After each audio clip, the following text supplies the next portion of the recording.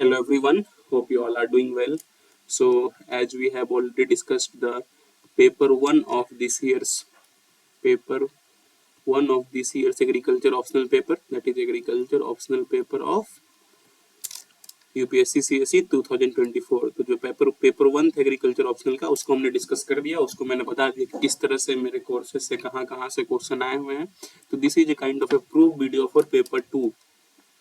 Okay, तो ये paper two के लिए ये वीडियो है, जिसमें मैं बताऊंगा कि पेपर टू में जो इस बार एग्रीकल्चर ऑप्शनल जो कि पेपर थी यूपीएससी सिविल सर्विसेज एग्जामिनेशंस की, उसमें मैंने जो पढ़ाया है उसमें से कहाँ कहाँ से क्वेश्चंस डायरेक्टली आए हैं।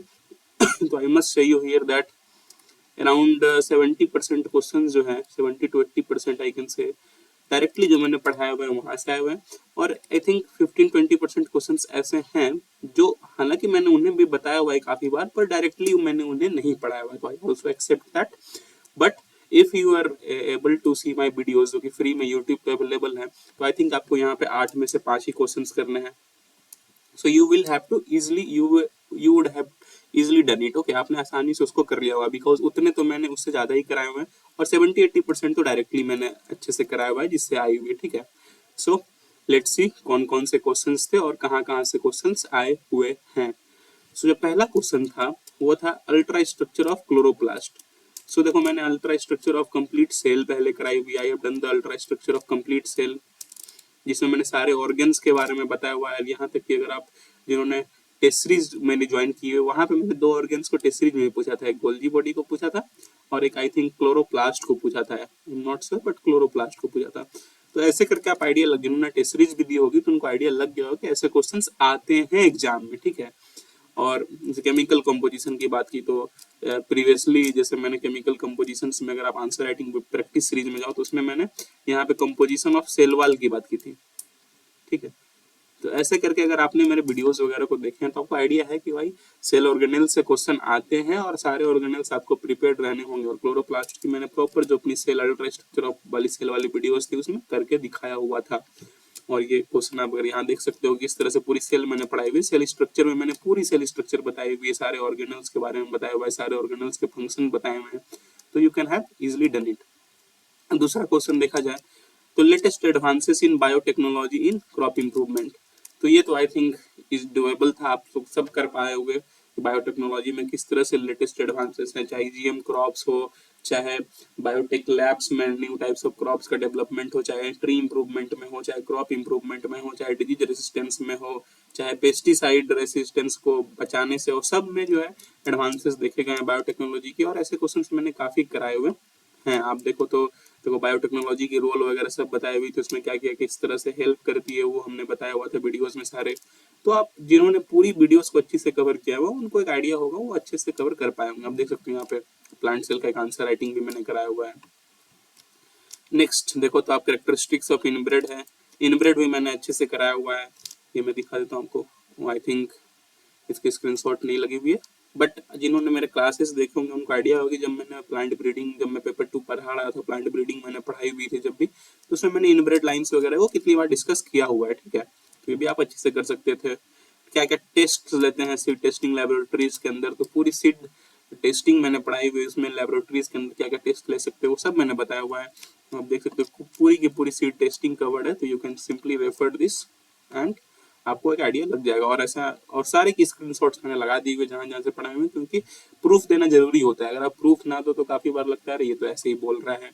तो giving proof is very important, specially to students community, ताकि उन्हें आइडिया लगे कि हाँ सच में जो मैं मेहनत कर रहा हूँ यूट्यूब पे इतने टाइम से, वो अब रंग दिखा रही है और आप सबके लिए वो हेल्पफुल है। और everything is available in free except the notes. Notes आपको मिल जाएगी 499 में। Complete notes paper 1 and paper 2 की। और इतनी ह्यूमन इकोनॉमिकल अगर मार्केट में कोई भी नोट्स प्रोवाइड करा दे पीडीएफ फॉर्म में, कंप्लीट एग्रीकल्चर ऑप्शनल पेपर 1 और कंप्लीट एग्रीकल्चर ऑप्शनल पेपर 2, जिस पर आप ट्रस्ट भी कर सकते हो, वो भी 499 में, तो दैट इज वेरी रेयर। तो आप जो नोट्स लेना चाहते हैं they can message me in the WhatsApp number 7781833440। इस व्हाट्सएप नंबर पे मैसेज करके नोट्स वगैरह के लिए जो भी क्वेरीज है, जो भी प्रॉब्लम्स है, अगर कुछ नहीं भी लेना है, कोई कंफ्यूजन भी है, तो आप यहाँ पे डायरेक्टली मैसेज करके उससे उस रिगार्ड्स में बात कर सकते हो। ठीक है, और टेस्ट सीरीज जो है नेक्स्ट वो नवंबर से स्टार्ट होने वाली है। आई थिंक बाय 20 अक्टूबर इसकी अनाउंसमेंट हो जाएगी और आई थिंक इसकी प्राइसेस रहेगी अराउंड 999 और इसमें आपको जो 14 कंप्लीट टेस्ट्स मिलेंगे। और इससे पहले जो हमारी ये टेस्ट सीरीज थी प्रीलिम्स के बाद जो मैंने ली थी उससे काफ़ी क्वेश्चंस आए हुए हैं, उसका भी मैं ट्राई कर रहा हूँ क्योंकि एडिटिंग वगैरह में काफ़ी मेहनत लग रही है। बट जिन्होंने दिया होगा उनको तो आइडिया ही होगा कि किस तरह से काफ़ी क्वेश्चंस ये तो रिलेटेड ये डायरेक्ट काफ़ी आए हैं। ठीक है, तो टेस्ट सीरीज से भी आपकी प्रैक्टिस होगी, एक आइडिया बनेगा। तो जो ज्वाइन करना चाहते हैं वो कर सकते हैं क्योंकि सीट्स लिमिटेड रहेंगे, बस 20 सीट्स रहेंगी इसमें। ठीक है, और ये नवंबर 1 नवंबर से स्टार्ट हो जाएगी और इसकी अनाउंसमेंट आई थिंक 20 अक्टूबर को मैं कर दूंगा। तो ये सारे क्वेश्चंस थे। नेक्स्ट क्वेश्चन देखो आप, discuss various theories of ion uptake with respect to passive absorption. तो पूरी एब्जॉर्प्शन ही मैंने पढ़ा दी हुई है जिसमें एक्टिव पैसिव आयरन एक्टिव की सारी चीजें देख सकते हो। पूरी प्लांट एब्जॉर्प्शन पढ़ाई हुई है, आयन ट्रांसपोर्ट पढ़ाया हुआ है, सब कुछ पढ़ाया हुआ है। और यहाँ पे देख सकते हो आंसर राइटिंग में भी एब्जॉर्प्शन और ट्रांसलोकेशन की वीडियोस मैंने बनाई हुई थी जिसमें कि मैंने आंसर लिख के दिखाया था कि किस तरह से आप इसके आंसर्स को लिख सकते हो। कंप्लीट वो वीडियोस थी, देख सकते हो सारी चीज मैंने अच्छे से कवर कराई हुई है। तो this was about question number 1। अब जाते हैं, बढ़ते हैं क्वेश्चन नंबर 2 की तरफ।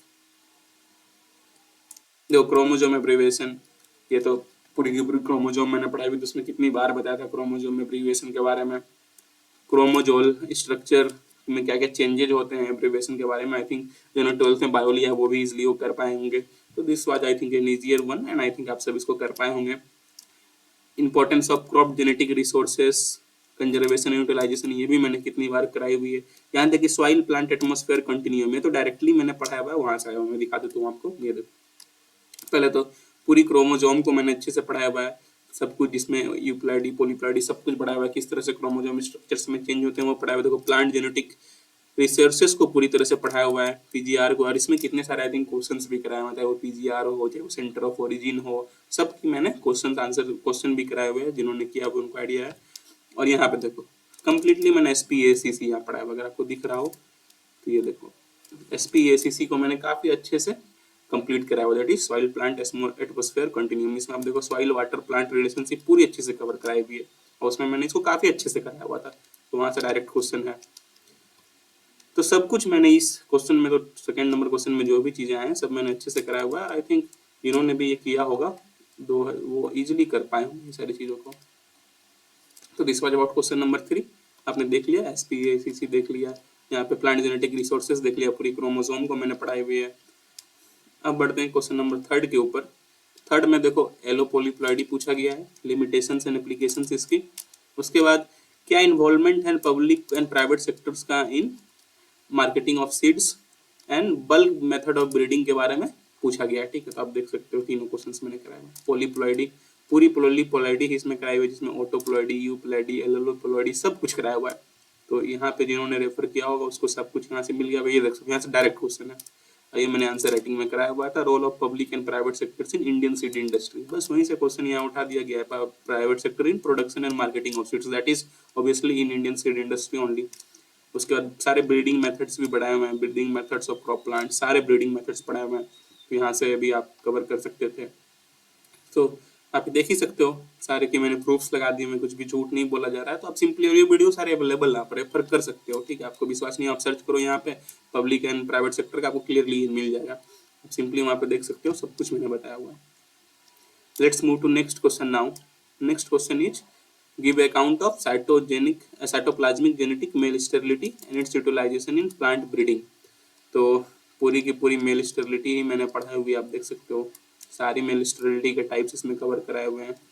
आंसर्स भी मेल स्टेरिलिटी वगैरह पे कराए हुए हैं, जो आंसर राइटिंग प्रैक्टिस सीरीज है उसमें भी आप रेफर कर सकते हो, तो आपको ऐसे आंसर्स मिल जाएंगे, मैंने कितनी बार कराया हुआ है। Distant hybridization, application, achievements and limitations in plant breeding, तो टाइप्स ऑफ हाइब्रिडाइजेशन भी मैंने कराया हुआ है, ये देख सकते हो हाइब्रिडाइजेशन इन टाइप्स को पूरी तरह से कवर कराया हुआ है। उसका नेक्स्ट क्वेश्चन जो है guidelines for planning and organization of seed production program, तो सीड प्रोडक्शन के ऊपर क्वेश्चन है, सीड प्रोडक्शन प्रोग्राम के ऊपर क्वेश्चन है। और सीड प्रोडक्शन से रिलेटेड मैंने कितने बार क्वेश्चन किया है, किस तरह से आप प्रोड्यूस कर सकते हो, पैरामीटर्स क्या होने चाहिए, प्रोग्राम्स क्या होने चाहिए, प्रोडक्शन टेक्निक्स क्या होने चाहिए, आप देख सकते हो कितने बार मैंने सीड प्रोडक्शन से रिलेटेड आंसर्स करा। और पूरी की पूरी सीड प्रोडक्शन जो है स्टैटिक वीडियोस की जो प्लेलिस्ट है उसमें कवर्ड भी है, so you can refer from here। and the next question is enzymes की functions को बताना था। तो वो भी मैंने पूरी कवर कराई हुई थी, आप देख सकते हो यहाँ पे पूरी की पूरी एंजाइम्स की जो फंक्शन है वो पूरी की पूरी एंजाइम्स मैंने पढ़ाई हुई है। उसके बाद अगर आप नेक्स्ट देखो तो प्रोटेक्टेड कल्टीवेशन पे क्वेश्चन था, इसमें था सीड ट्यूबर्स को और ट्रू पोटैटो सीड्स को कैसे प्रोड्यूस कर सकते हो प्रोटेक्टेड कल्टीवेशन में, तो ये भी कंप्लीटली कवर कराया हुआ था मैंने। हालांकि मैंने डायरेक्टली नहीं बताया था कि सीड ट्यूबर्स और पोटैटो ट्यूबर्स को आप कैसे कवर करो, बट यस आपको अगर एक प्रोटेक्टेड कल्टीवेशन का आइडिया होता कि उसमें क्या मेथड्स का यूज करके प्रोडक्शन करते हैं तो you would have easily done it. तो यू कैन सी कि पूरी प्रोटेक्टेड कल्टीवेशन की वीडियोस अवेलेबल हैं, इसमें आंसर राइटिंग्स भी मैंने कराई हुई है। उसके बाद देखो कि systemic position, nature of damage and management of insect and might pests in brinjal, तो ये थोड़ा डिफिकल्ट लग सकता है क्योंकि स्पेशली ये ब्रिंजल के लिए पूछा गया है, बट अगर आपको एक आइडिया है कि हॉर्टिकल्चरल क्रॉप्स में क्या क्या पेस्ट्स इंपॉर्टेंट हैं तो आप उससे एक आइडिया लगा करके यहाँ पे आंसर लिख सकते हो, because nature of damage almost सबका सिमिलर होता है, मैनेजमेंट जो है ऑलमोस्ट सेम का सिमिलर होता है, सिस्टमिक पोजीशन भी ऑलमोस्ट सिमिलर होता है, थोड़ा सा डिफरेंशिएटर्स रहते हैं बट आप उसको कर सकते थे। और अगर आप देखो तो यहाँ पे मैंने पूरी मेथड्स ऑफ पेस्ट कंट्रोल का आंसर लिखा हुआ है जिसमें का आइडिया लग जाता हो ये सकते हो आप यहाँ पे। Next principles and components of integrated and pest and disease management पूरी मैंने कराई हुई है, तो you could have done it from here also. Hunger and malnutrition पे क्वेश्चन है, आप देख सकते हो कि पूरी की पूरी hunger and malnutrition is covered by me. यहाँ पे प्रोटीन एनर्जी माल न्यूट्रिशन, यहाँ देख सकते हो माल न्यूट्रिशन पे कितने वीडियोस हैं, उसका देख सकते हो। Integrated pest and disease management को मैंने कंप्लीटली कराया हुआ है, तो जिन्होंने ये सारे रेफर किए होंगे उनको एक आइडिया डेवलप हो गया होगा, बिकॉज देखो इतने सारे डिजीजेज हैं, इतने सारे पेस्ट्स हैं और इतने सारे क्रॉप्स हैं, सबको पार्टिकुलर कराना इन YouTube is very difficult, but आप अगर सबको रेफर कर रहे हो तो आइडिया आप डेवलप कर जाओगे किस तरह से डिफरेंशिएटर्स हैं और क्या सिमिलरिटीज हैं। वैसा तो नहीं है ब्रिंजल के लिए पेस्ट्स के लिए किसी और मेथड्स का आप यूज करोगे कंट्रोल के लिए, most of the vegetable crops में आप सिमिलर मेथड्स का यूज कर सकते हो, तो यहाँ से आप उसको आइडिया को लगा करके बना सकते थे। ठीक है, पीडीएस पे क्वेश्चन आई हुई है, क्या टेक्नोलॉजी यूज करके हम लोग इम्प्रूव कर सकते हैं, सो पीडीएस की भी मैंने कराई हुई है। ये देख सकते हो स्ट्रेंथ और वीकनेसेस बताए थे मैंने पीडीएस के, और उसमें क्या क्या मेजर्स ले सकते हैं वो भी बताया हुआ है। पीडीएस को मैंने स्टैटिक वीडियोस में पूरी कवर की हुई, उसकी स्क्रीनशॉट यहाँ नहीं है तो वहां से भी आप रेफर कर सकते हो। तो दिस वाज क्वेश्चन नंबर 5। अब नेक्स्ट क्वेश्चन पे बढ़ते हैं। देखो रेस्पिरेशन से क्वेश्चन है, process of anaerobic respiration and factors affecting respiration, तो पूरी की पूरी रेस्पिरेशन यहाँ पे मैंने पढ़ाई हुई है। नेक्स्ट क्वेश्चन आप देख सकते हो यहाँ पे बनाना क्रॉप की पोस्ट है, बनाना क्रॉप की पैकेज ऑफ प्रैक्टिसेस, हालांकि मैंने डायरेक्टली कहीं पे बनाना क्रॉप की पैकेज ऑफ प्रैक्टिसेस नहीं कराई, आई एक्सेप्ट दैट, बट मैंने जितनी बार भी जिस भी क्रॉप की पैकेज ऑफ प्रैक्टिसेस कराई उसमें मैंने चीख चीख के बोला था जो भी इंपॉर्टेंट फ्रूट क्रॉप्स हैं, सेरल क्रॉप्स हैं, पल्स क्रॉप्स हैं, जो भी हैं, वेजिटेबल क्रॉप्स हैं, फ्लावर क्रॉप्स हैं, सबको अच्छे से कर लेना, बिकॉज 1 से 2 क्वेश्चन तो आएगा। और ये हमारे लिए आसान नहीं कि सारे क्रॉप्स को कराए, पर मैक्सिमम के मैंने कराए थे जो पीवाईक्यूज में आए हुए थे, जिसका मुझे चांसेस लगा। बनाना का मैंने नहीं करा, वो इस बार पूछा गया था, बट स्टिल आप अगर पैकेज ऑफ प्रैक्टिसेस को देखते हो तो उसमें अगर वैरायटीज बस डिफरेंशिएटर है, बाकी जो न्यूट्रिएंट मैनेजमेंट है, प्लांट प्रोटेक्शन है, पोस्ट हार्वेस्ट हैंडलिंग है, वो लगभग जो बनाना और रिलेटेड क्रॉप्स हैं जैसे बनाना पपाया सबकी सिमिलर ही है। तो अगर आप वहां से रेफर करते तो आपको आइडिया लग जाता है। मैंने जितनी बार भी पैकेज ऑफ प्रैक्टिसेस पढ़ाई हुई है इन आंसर राइटिंग, तो मैंने बताया था किस तरह से आप अप्रोच कर सकते हो, बिकॉज हर एक क्रॉप का अलग से न्यूट्रिएंट मैनेजमेंट, प्लांट प्रोटेक्शन और पोस्ट हार्वेस्ट हैंडलिंग को याद करना ही आसान नहीं होता है। बट अगर आप डिफरेंशिएटर्स को अलग करो और जो सिमिलर पॉइंट्स है उसको एक में रखो तो आप इजिली इसको कर सकते हो। बट ये बनाना की मैंने डायरेक्टली नहीं कराई है, एक्सेप्ट दैट, बट मैंने बोला था कि इंपॉर्टेंट देख लेना, पूछा जा सकता है। You could have skipped the question अगर आपको कोई आइडिया नहीं था तो। अब देखो फूड इनसिक्योरिटी के बारे में क्वेश्चन है, तो फूड सिक्योरिटी इनसिक्योरिटी तो मैंने कितनी बार बता दिया हुआ है। ये देख सकते हो फूड सिक्योरिटी पे पूरी मैंने वीडियोस ही बनाई हुई है, क्या क्या प्रॉब्लम्स है फूड सिक्योरिटी से, कैसे मेजर्स हम लोग ले सकते हैं, सब बताया हुआ था मैंने उसमें। ठीक है, किस तरह से हम लोग इम्प्रूव कर सकते हैं। फैक्टर्स यहाँ पे पूछे गया तो क्या क्या फैक्टर्स हैं, ऑब्वियसली ग्रोइंग पॉपुलेशन वगैरह वन फैक्टर है, सारी चीज मैंने अच्छे से बताई हुई है। Now let's move to the next question. The next question is stress के बारे में क्वेश्चन है। वाटर स्ट्रेस क्या होता है और क्या क्या फिजियोलॉजिकल चेंजेस होते हैं प्लांट में वाइल वाटर स्ट्रेस, और soil and water based plant water stress indicators को भी बताना था। आप देख सकते हो इसमें मैंने पूरी की वाटर स्ट्रेस, एबोटिक स्ट्रेस पूरी कराए हुए, सारे स्ट्रेस बताए हुए, और ये देख सकते हो यहाँ पे लिखा हुआ है कि जब वाटर स्ट्रेस होता है तो प्लांट में क्या फिजियोलॉजिकल और मॉर्फोलॉजिकल चेंजेज होते हैं, that is changes in plants during drought. ये देख सकते हो यहाँ पे मैंने आंसर राइटिंग में इसको कराई हुई है। तो पूरी, और ऐसे भी अगर आप देखो तो मैंने स्टैटिक वीडियोस में पूरी स्ट्रेस पढ़ाई हुई है, ठीक है, तो वहां से भी आप रेफर कर सकते थे। अब देखो यहाँ पे जैसे अब टंगरो डिजीज ऑफ राइस के बारे में पूछा गया, तो अभी स्पेशली मैंने टंगरो डिजीज ऑफ राइस तो नहीं कराया हुआ था क्योंकि इतने सारे डिजीज हैं पॉसिबल नहीं है, पर अगर आपको सिम्टम्स और मैनेजमेंट जो है, अब जो सिमिलर डिजीजेज ऑफ राइस है उससे आप कर सकते थे। कैजुअल ऑर्गेनिज्म लिखना थोड़ा डिफिकल्ट हो सकता था बिकॉज स्पेसिफिक ये याद करना इज वेरी डिफिकल्ट। ओके, अगर मैंने कराई भी होती इतनी सारी डिजीज, अगर मैं करा भी दूं तो सबको याद रखना इंपॉर्टेंट वेरी डिफिकल्ट है, और सारे डिजीज ऑफ कराना पॉसिबल है ही नहीं, इतने क्रॉप्स इतने सारे डिजीजेज। तो यहाँ पे आपको थोड़ा सा एक अप्रोच लेके चलना होगा बिकॉज 100% तो डूइंग इज वेरी डिफिकल्ट। तो यहाँ पे आप कैसे अप्रोच कर सकते हो, तो क्वेश्चन को आपको पता रहना चाहिए। जो राइस के डिजीजेज हैं कॉमन, उसमें आप देख सकते हो सिम्टम्स और मैनेजमेंट तो लगभग सेम रहेगा। कैजुअल ऑर्गेनिज्म में यहाँ फंस सकते हो। जो पैकेज ऑफ प्रैक्टिसेस है एंड जो आपके disease management, disease and pest management से क्वेश्चन आता है, उसमें आपको डिफरेंशिएटर्स एंड सिमिलरिटीज ढूंढनी होगी। डिफरेंशिएटर जैसे पैकेज ऑफ प्रैक्टिसेस में क्या होंगे, आपके वैरायटीज डिफरेंशिएटर्स है, हर एक में अलग अलग वैरायटीज है, पर न्यूट्रिएंट मैनेजमेंट, आपका सॉइल मैनेजमेंट, इरिगेशन मैनेजमेंट, ये तो कॉमन ही रहेंगे। सारे फ्रूट्स क्रॉप की ऑलमोस्ट कॉमन है जो अलग अलग एरियाज में उगते हैं, सेरल क्रॉप्स के ऑलमोस्ट सिमिलर हैं, तो इससे आप आइडिया लगा सकते हो। डिजीज मैनेजमेंट में मैनेजमेंट में जाओ तो obviously we will use IPM only, integrated pest management and integrated disease management का यूज करके सिंपली कर सकते हैं। जो आपके सिम्टम्स होते हैं वो सिमिलर होते हैं। क्या क्या सिम्टम्स हैं, विल्ट कराएगा, यील्ड में लो होगी, लीव्स में अगर कुछ सिम्टम्स दिख सकते हैं हमें, जो प्लांट है वो अच्छे से स्टैंड विथ स्टैंड नहीं कर पाएगा, तो ये सब कॉमन सिम्टम्स है, आप इसको लिख सकते थे। अब कैजुअल ऑर्गेनिजम्स जो हैं वो भले अपने यहाँ पे डिफरेंशिएटर्स हैं, इसको याद रखना मुश्किल है। So this is what you must approach, इस तरह से आप अप्रोच कर सकते हो। उसका नेक्स्ट क्वेश्चन देखो, regions behind food inflation and how it can be mitigated.